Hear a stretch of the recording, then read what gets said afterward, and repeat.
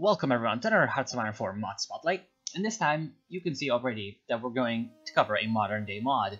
As you can see, the date is 1st of January 2015, and so you know that we're going to be covering one of these mods again.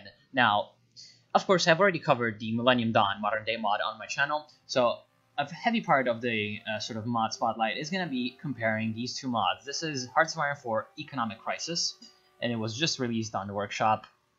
And you may also notice that my game is in Russian right now, and that is because the developers of this mod are Belarusian, so the English localization is still kind of lacking, especially in terms of description of things that are new to the mod. For example, the political parties, the national spirits, and especially the foci are still very much work in progress. So I don't really, since they're kind of ugly, I won't really show them. And I kind of understand Russian enough to actually play the game, so it won't be too much of a problem. However, this is just a bit of a warning. If you are kind of one of those people that doesn't like to have very unimmersive, sort of bad localization, then you're going to have to wait a little bit for them to work on it to actually enjoy this mod fully. Now, without further ado, let's actually get to the meat of the mod. Of course, it is a modern day mod, so it comes with its usual package of new stuff, and of course the main change is the map and the countries, especially in Africa. There's a lot more countries, etc, etc. Now, are they complete? No. Most of them are leaderless, especially in the third world and in Asia.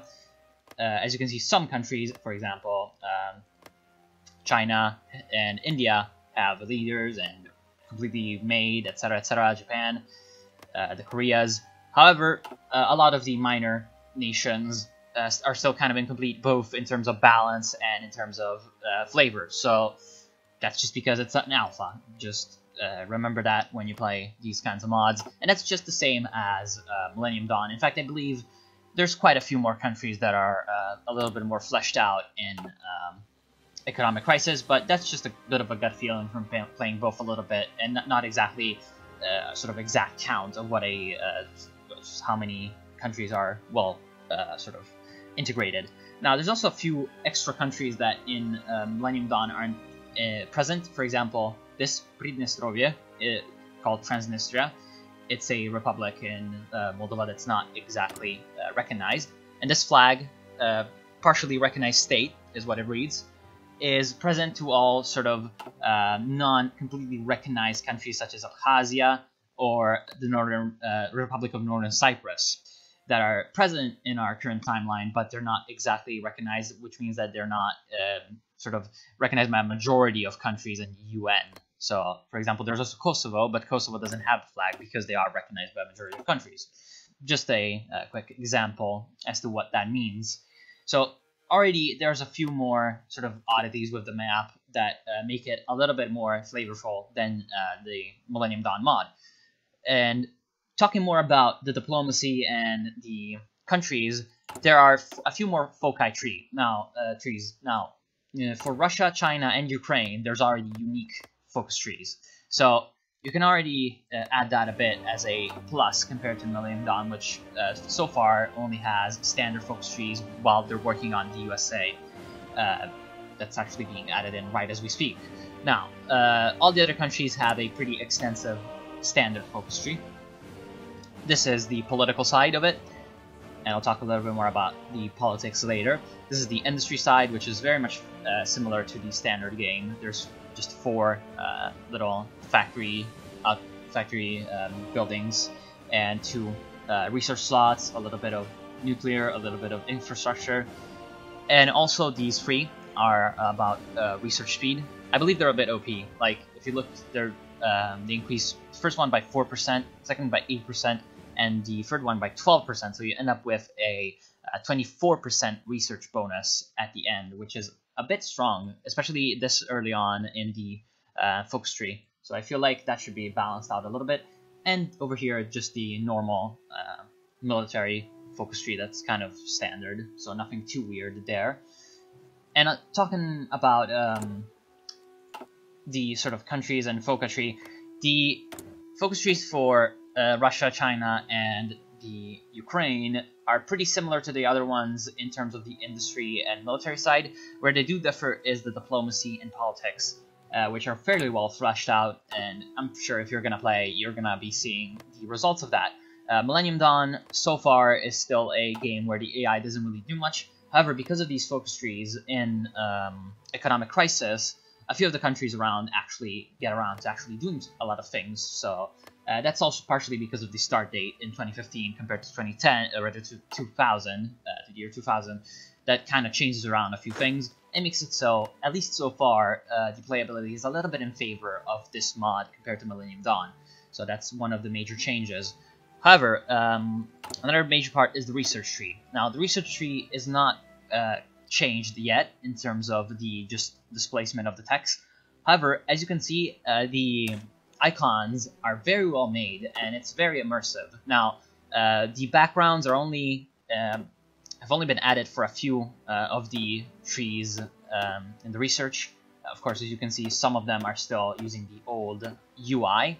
However, the new one is very, I believe, clean looking and just looks like just completely integrated with the game to give it a more modern feel. So I feel like that's a very big plus compared to some of the other mods that are out there that change the timeline. Now, for a country like Russia that has been received obviously a little bit more attention than some other countries, there are also a few nice icons for the tanks and the infantry equipment that are very well made. As you can see, for example, mechanized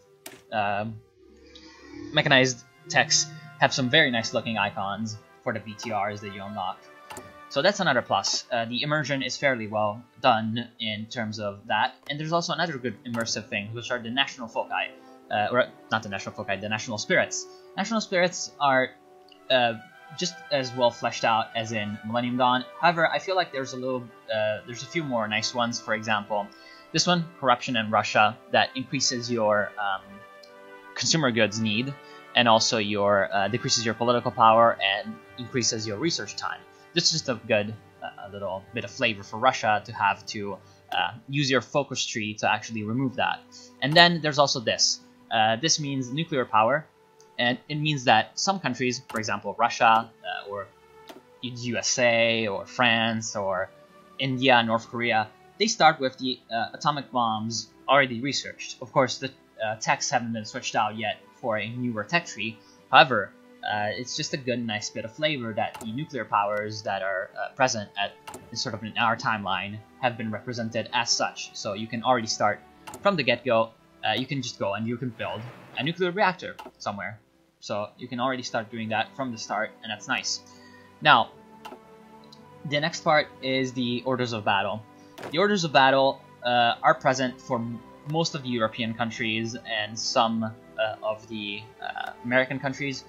However, and also for some of the Middle Eastern states. However, some of them are still sort of left over from the World War II side of the game. For example, you can see India is treated a bit as the British Raj, and it's got troops actually sitting in Pakistan from the start. So that's something that's going to have to be worked on. And in general, also the ones that have been done a little bit better, for example, Russia, aren't quite as well researched, in my opinion, as Millennium Dawn. However, this is because it's still very early on, and they're still working on that. Another thing that isn't quite as well ported over for now, it's a little bit more of a placeholder, is the resources. The resources in modern Millennium Dawn Modern Day mod have been, I feel like, already kind of well researched. However, in economic crisis, some of them are quite placeholders. You can see, for example, Saudi Arabia has 100 oil, which is obviously a bit placeholder, as well as some of the oil research resources in some of the other Middle Eastern states, and also the resources in Africa still have to be sort of added in a little bit more, and also in South America, because as you can see, it's still quite scarce out there. So that's just another point that is going to have to be improved. And of course, the other major difference is the starting date. In Millennium Dawn, you have two starting dates, 2000 and 2016, whereas in Economic Crisis, you start in 2015. And it's just pretty much that one, at least for now.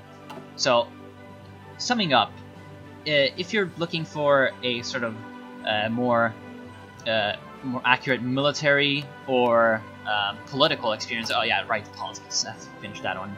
The politics are fairly similar to Millennium Dawn.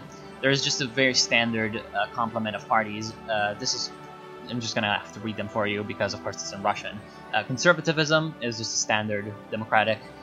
Communism, nationalism, not fascism. Reactionary, which is pretty much Putin. Radical Islam, which is a bit of the sort of worst Islam, quote unquote. Right-wing Islam, which is a bit like Iran or Pakistan.